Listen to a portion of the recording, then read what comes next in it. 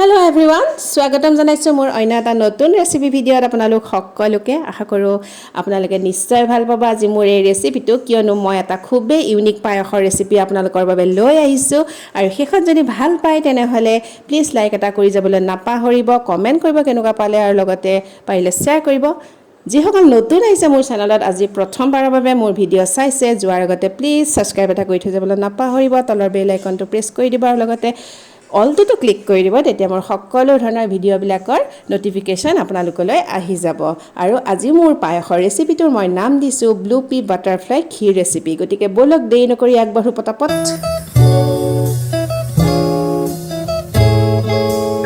আজি মই আনিছোঁ এটা পায়সৰ ৰেচিপি সাধাৰণভাৱে বনোৱা পায়সৰ দৰেই বনাম কিন্তু অকণমান টুইষ্ট আনিবলৈ চেষ্টা কৰিছোঁ সেইবাবে আপোনালোকে চাওকচোন শেষলৈকে থাকি এয়া মই চেনি লৈছোঁ সৰু বাতি জোখেৰে এবাতি যিখিনি প্ৰয়োজন হ'ব মই সেইখিনিহে দিম জহা চাউল লৈছোঁ চাহ খোৱা কাপৰ জোখেৰে একাপ ঘিউ লৈছোঁ তাৰপিছত ড্ৰাই ফ্ৰুটছৰ ভিতৰত লৈছোঁ এয়া মাখনা লৈছোঁ আলমণ্ড আছে কাজু খিচমিচ আছে আৰু কেইটামান ইলাচি লৈছোঁ লগতে এয়া গৰু গাখীৰ একাপ লৈছোঁ মই আৰু এয়া লৈছোঁ মই আধা লিটাৰ জোখৰ আমুল তাজা আপোনালোকে গৰু গাখীৰো ল'ব পাৰে মই তাজা দি বনাম আৰু কেইটামান লৈছোঁ অপৰাজিতা ফুল টুইষ্টটো আছে ইয়াতে গতিকে চাই থাকক আপোনালোকে শেষলৈকে ভিডিঅ'টো পায়সখিনি বনাবলৈ যোৱাৰ আগতে মই জহা চাউলকেইটা ভালদৰে ধুই পেলাই 10 মিনিটমান সময়ৰ কাৰণে থৈ দিম আৰু তেতিয়ালৈকে মই এয়া এটা ষ্টিলৰ চচপেন লৈছোঁ গেছৰ ওপৰত বহাই থৈছোঁ গেছ জ্বলোৱা নাই বাৰু পিছত জ্বলাম আৰু এয়া মই আমুল তাজা এয়া দি দিছোঁ এগিলাচ আৰু দুগিলাচ হয় আধা লিটাৰত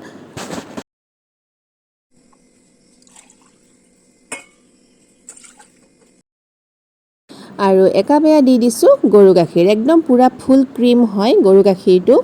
আমি আমুল তাজা দি পায়স বনালেও গৰু গাখীৰ যদি অকণমান মিহলাই দিওঁ তেনেহ'লে অত্যন্ত টেষ্টি হয় আৰু এতিয়া এয়া মই ডাঙৰ চামুচৰ জোখেৰে 2 চামুচ দি দিছোঁ ঘিউ আৰু এতিয়া মই এয়া ধুই থোৱা জহা চাউলকেইটা অলপ ভাজি লওক আপোনালোকে এইদৰে বনাইনে বাৰু পায়স এইদৰে বনাই চাবচোন অকণমান ঘিউত ভাজি পেলাই খাবলৈ খুবেই টেষ্টি হয় পায়সটো আৰু মই গেছৰ ফ্লেমটো অকণমান কমাই পেলাই চাউলকেইটা ভাজি ল'লোঁ আৰু এতিয়া উতলি থকা গাখীৰখিনিত দি দিলোঁ মই এয়া ভাজি লোৱা জহা চাউলকেইটা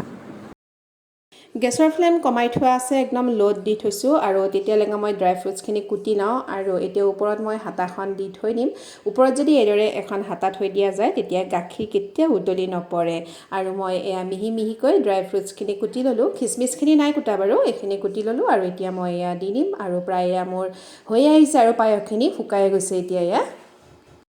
আধা সিজা হোৱাৰ পিছত এতিয়া মই এয়া দি দিছোঁ মাখানা আপোনালোকে মাখানা দি পায়স খাই পাইছেনে বাৰু খাবচোন খুবেই টেষ্টি আৰু অত্যন্ত হেল্ডি হয় মাখানাত যথেষ্ট পৰিমাণে প্ৰ'টিন থাকে আৰু এতিয়া মই এয়া দি দিছোঁ চেনি সৰু হাতাখনৰ সহায়েৰে মই এয়া 2 হাতা দি দিছোঁ এইখিনি বেছি হ'ল বাৰু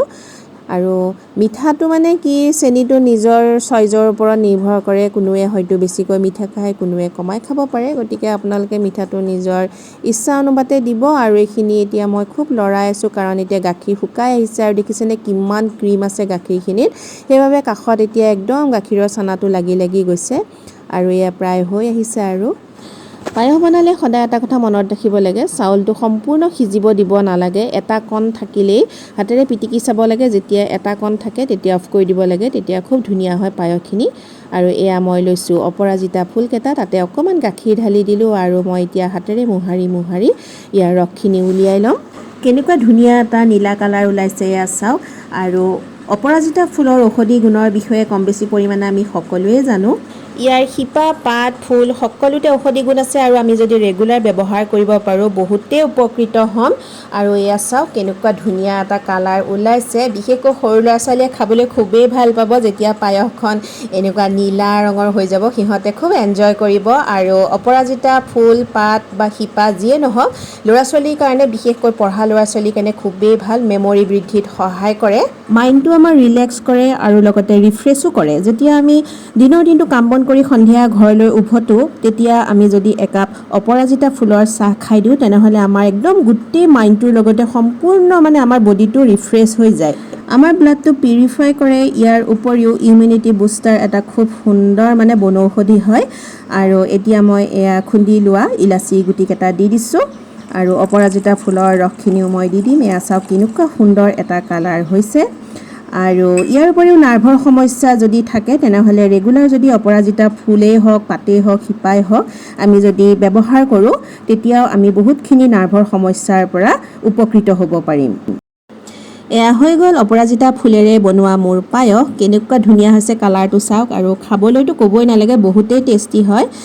বিশেষকৈ কিছুমান সৰু ল'ৰা ছোৱালী থাকে, সিহঁতে পায়স খাবলৈ মন নকৰে, তেতিয়া এইদৰে বনাই খুৱাবচোন, খুব ভাল পাব সিহঁতে, নিশ্চয় খাব। আৰু লগতে মানে কি সিহঁতৰ মেমৰিৰ কাৰণেও বহুতেই ভাল ল'ৰা ছোৱালীৰ কাৰণে।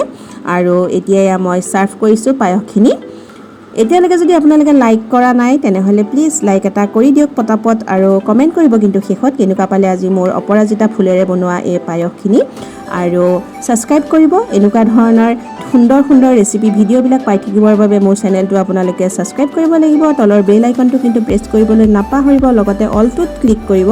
অলটোত ক্লিক কৰিলেহে সকলো ধৰণৰ মোৰ আপডেটবিলাকৰ ন'টিফিকেশ্যন আপোনালোকে পাই যাব। গতিকে নাপাহৰিব, আৰু শ্বেয়াৰ কৰিব পাৰিলে ৰেচিপিটো আপোনালোকৰ ফ্ৰেণ্ডছ ৰিলেটিভৰ ওচৰত শ্বেয়াৰ কৰক। গতিকে আজিলৈ ইমানখিনিতে সামৰি দিওঁ, আৰু সকলো ভালে থাকক। ধন্যবাদ।